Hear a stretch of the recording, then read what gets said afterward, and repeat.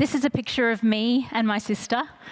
I grew up in Brisbane, also known as Meanjin, in Australia in the 1970s. I was very lucky that my parents built their house next to my grandmother's house. That's my grandmother in the hat. And we crossed between those two houses often, which was amazing to grow up in, except if you were doing it at night, because there was one obstacle: the cane toad. So cane toads were introduced to Australia to try and solve cane beetle issues in sugar cane. They were not very good at that, but with toxic skins and no natural predators, they spread throughout all of Queensland in plague proportions. And so what we would have to do is, by moving between the two houses, is look at how we would move around that. And so when I was thinking about leapfrogging, this came to mind, because I was thinking it's not about leapfrogging people. It's not about getting to the front. It's about looking at a system that's not really working for you and wondering how you might maneuver yourself around it. And when I was thinking back on that, I thought there are 3 lessons I could probably take from that childhood memory. And that is, to be able to leapfrog a system, first of all, we should do it with caution. Some caution. You don't want to end up stepping on the toad. So think about caution and think about what are the protections you might want to put in. Secondly, have courage and move fast, because we are trying to deal with very, very major problems that depend on speed.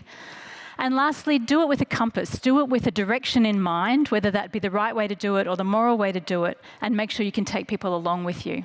And so today I wanted to take you through a journey of thinking about what some innovations in healthcare are today, very much building on what you've heard already, and then start to think, if we start to pull those things together in different ways, what might that look like in 50 years' time, and what are the lessons we might need to take when we're thinking about our own responses, whether that be in business or the government supporting the ecosystem.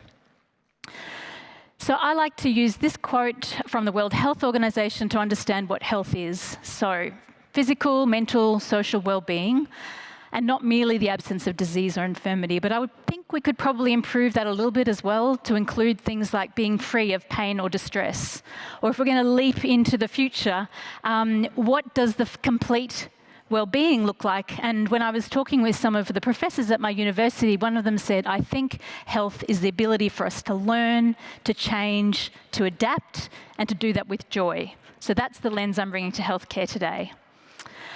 This is a little story. I started with alien species and the cane toad, and then I was also reminded of this story, which is a short story by a science fiction writer, Terry Bisson, which is the story of 2 aliens observing the human race and trying to make sense of them. And the main thing here is that we are all made of meat. Like, the aliens are looking at us going, but they're made of meat. We are all made of meat. So the first thing I wanted to talk about is the physicality of the bodies that we bring. LeBron James is rumoured to spend at least $1.5 million on keeping his body young enough to play basketball. And I was just thinking around, all of those tips around diet and nutrition, all of those things around exercise, around thinking about, pressure chambers, all of those things that we now have access to. And I would like to add that, if we're trying to leapfrog these systems of learning, if we are trying to put education into schools, we are agreeing that we are happy for it to take a generation to change. And so part of learning to sort of hack our bodies, if you like, is about making sure that all of the population knows that and is up to date with the latest research. We can also hack our sleep. So this is from an exhibition that we had, which was looking at how we might use things like light and caffeine administration to help people get higher quality sleep in order for them to be able to make better decisions. We can hack aging, as you've heard. So these are telomeres photo from Stanford Medicine. And again, looking at some of that messenger RNA for how we might be able to extend and lengthen those across time and really improve years of aging. The other thing that might help with aging is psychedelics. So it's interesting because Australia has just approved collection of these native magic mushrooms for investigation into how they might help fear, especially end-of-life fear, but also depression and PTSD. So we can find new ways of hacking the brain. We can also, as well as doing that in situ in the body, do that outside of the body. And this beautiful image is an image of a mini brain, an organoid that cancer researchers can use to test out therapeutics on and personalised medicine on different brains. I think CAR T-cell therapies were mentioned before, so again, hacking parts of the body. This is actually an interactive game we had at MOD, where you can step onto that blue T-cell, you can wander around until you find a power-up. The power-up allows you to change the shape of the receptors in order to connect with cancer cells and destroy them. And that really helped our visitors understand how CAR T-cell therapies are being used for cancer and tumours. That is a tumour right at the back there, and how tumour cancers might be next for consideration. Can we also think about the outside of our bodies? This provocative artwork by Aggie Haynes shows a baby where they have been surgically modified, so they've got these little ridges on the outside of their head to help them cool down in extreme temperatures. Are we willing to hack and reform the look of these pieces of meat to help us cope with different futures? Are we willing to think about manufactured organs? So this is another work by Aggie Haynes, which looks at, could you do something like adding the genetics of an electric eel to help with heart palpitations, or a leech to help with coagulation, and then replace that in our bodies? And if we're doing that, why not start with the whole body? And this is an artwork called Modular Body, which is currently on at MOD, which is about how might we redesign the body totally so our organs kind of become like a click and play model. Can we play with that? So some food for thought. The next thing I wanted to talk about, and you're probably saying you haven't talked about human brain interfaces and connections, and I'm going to do that right now. So the next thing is to really think about sensing and the innovations that we as humans have made in terms of digital technologies and how those might augment the body. This is my favourite. This is a work that's currently at MOD. And it's really looking at pain research. I talked about a world free of pain. And so if we understand pain, pain is actually the nerve pathways in the body signaling that there's danger. And it doesn't necessarily have to occur because there are sites of inflammation or injury. We are trained to see that danger, and that's how chronic pain works. If we understand that, there might be non-drug methods of managing chronic pain. And so what we do here is we put our visitors in a chair, we electrocute them until it hurts, and then we change the environment around them to see if we can make it hurt more or less. So Kelly sitting here in the red chair will experience more pain than Joey in the blue because we are trained to experience red as danger. So that's a lot of fun for most people, not for me, I hate it. But the interesting thing is, using those theories, our researchers are now using VR to give people different stimuli, different experience to retrain the pain pathways so that people are relieved from chronic pain. This is a work also in MOD at the moment, which is really around how can we use our bodies to interface with technology. And so this allows you to dance and actually use your body as the cursor or the sensor in that environment. Has implications for rehabilitation, but I think it also has implications for how we navigate the data we are generating, because no one's going to sit there with a bunch of graphs and a PDF report trying to understand their own health. People are busy. If we can move around it, if we can see it, if we can visually experience it, that might be more useful as we move forward. This is an exhibition looking at Industry 4.0 demonstrator, looking at autonomous driving, customised manufacturing, made by students who also made a digital twin. So we've heard about digital twins, and maybe our digital twin in a metaverse might be something that gathers all of our medical data. But I think it's interesting when that medical data is then put together with all of our location data, our social network data, our consumer data, our financial data, all of those things that are social determinants of health and not just biological determinants of health. And then that data can be modelled, it can be predicted, we can be controlled. So interesting to think about how that digital twin might work for us. And also about collection of data in general. This is a beautiful work which was done by collecting all of the data that was taken from an Aboriginal Australian rules footballer called Adam Goodes, who's from Undermuntia country. So elite sports people are constantly being collected of data. They're like the weak canaries in the coal mine, if you like, of data collection. And Adam asked the question is, what does that data say? How is it collected? Where is it stored? And does it contain cultural data, given that it was collected on me? And what does this mean? And so this data was put into this artwork as a provocation around some of those questions about how long should we keep data, who owns it, who has it. In this particular artwork, it's been paired with a widder, a very old river red gum, which also holds cultural data. And they took a LiDAR scan of that to digitise that as well and brought those two worlds together. This work is called Mirror Ritual by Nina Ratchik. It's a mirror that you stand in front of, and it takes a scan of your face. It determines what kind of mood you're in, and then the AI writes a poem for you based on your mood. And the idea was to sort of think about this in your bathroom. You know, you wake up in the morning, you face the mirror, it gives you a bit of a readout for your day. I find my staff do this every morning as a way of kind of getting their horoscope for the day. But also a scan of your face or a scan of your body can tell you so much based on your genetic profile. What food you should eat, when you should sleep, what you should exercise, whether you have diseases. You pair that with other things that might be possible from a smart bathroom, and I know that was showcased here at the World Government Summit a few years ago, the sort of biological data you can collect, the sort of other things that you might be able to collect from the environment, and you have this living, moving system that's giving you constant feedback, with layers and layers of data. So this work looks at the HoloLens and how it was used to design a deployable hospital by Saab. And if we think about, you know, putting that visor on to be able to bring all of this information and this data to life for us, that's one way.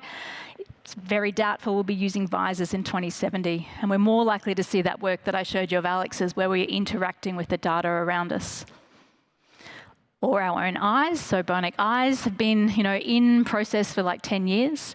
We'll get better at thinking about how we augment that. And we'll also get better at thinking about how we might augment the other parts of our body through things like exoskeletons. So I quite like this image from Harvard because it talks to me about new materials, new sensing capability. It's not chunky. You know, it's very against the body. It's very sort of like a piece of clothing. So already we're seeing exoskeletons for use in spinal injury, but we're also seeing them for use in things like jobs that require standing for a long time or heavy lifting, and really thinking through that preventative capability of mixing the biology of humans with the technologies that we have around us. And also, I guess this image comes from a project we were doing, which was really looking at bird flight and biomimicry to think about drones and autonomous flight. So I'm also curious about what else we might do, because the ability to augment isn't based on who we are now and the skills that we have now. It might be based on new skills, new sensing abilities, new physical abilities, and we should imagine that. And what happens when we do this all together? So not just one of us trying this out, but we do this as a population overall. Because actually, if we think about health with joy, we should also be thinking about health with love and the people around us and our connection also to nature. This work comes from an exhibition we ran a couple of years ago, where our visitors would come into this room and they were given the task to help an artificial intelligence write itself. It's write a spaceship. But the only way to succeed in doing this was to build trust with the AI, which really mimics rules for healthy sexual consent for young adults and helping people form better relationships. Helping form better relationships at work and making sure we are psychologically safe. We also know from research that we are only as resilient as our system around us, and so personal resilience is really just a wellness con unless the system around us is also resilient. We get well-being from being in nature, and this work was looking at, can we fake that? You know, can we fake the well-being effects we get from nature? Because as we travel to more extreme environments, this is a work that's thinking about play on Mars, we will also need to think about how we maintain those well-being in different places. We mentioned gut microbiome, so as well as the very big, the very small, I like to wonder if instead of us having a colony of bacteria, we are actually part of their system instead, and what that says when we start to think of ourselves in the reverse way. We also know that that's not restricted to gut bacteria. It also includes reproductive health bacteria, and changes to the microbiome can affect risk for disease. And so how might we think about increasing access for conception, birth, and pregnancy? And I also can't mention bacteria without thinking about antimicrobial resistance, and that's going to affect whole healthcare systems and whole food chains. This is light therapy to try and deal with superbugs, but how might we think about whole different systems? Which is really the key, right? How might we think about implications for healthcare and whole different systems? So let's start to play with some of those weak signals that we've talked about. I like to think of the physical twin. So if you take your digital twin with all of your data, and you match that up with a mini brain, which is a collection of cells, and you think about that in a world where we are constantly improving the DIY services that we have access to, things that we can now deliver in our home, like COVID testing in the home rather than needing to go.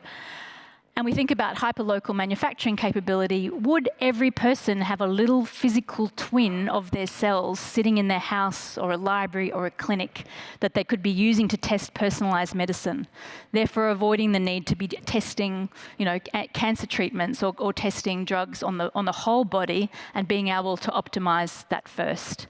If that's the case, who trains you to do this? Do you just watch a YouTube video and that's sufficient for you to be able to have these skills? Perhaps. What new business models might emerge when we think about this? What sort of controls and regulations and safety might we need to think about? So those are some of the implications from just thinking about some of those trends. The next one, the expanded mind. I talked about sleep, but I think we're only really just understanding ourselves as a body that has different phases, a waking phase and a sleeping phase, and the importance of that sleeping phase for general health. I've talked about psychedelics, but I also think about this constant feedback loop that we might get from being a digital sensor and the human body as a sensor. And I'm also thinking about those multisensory capabilities that might come from augmented organs. And if we think generally about what an expanded mind means, it might mean more calmness. It might mean acceptance of end of life. It might mean the ability to deal with more complex systems. And so the sorts of implications we have here is we've got a lot of data. How do we do really good evidence-based policy around this enormous amount of data?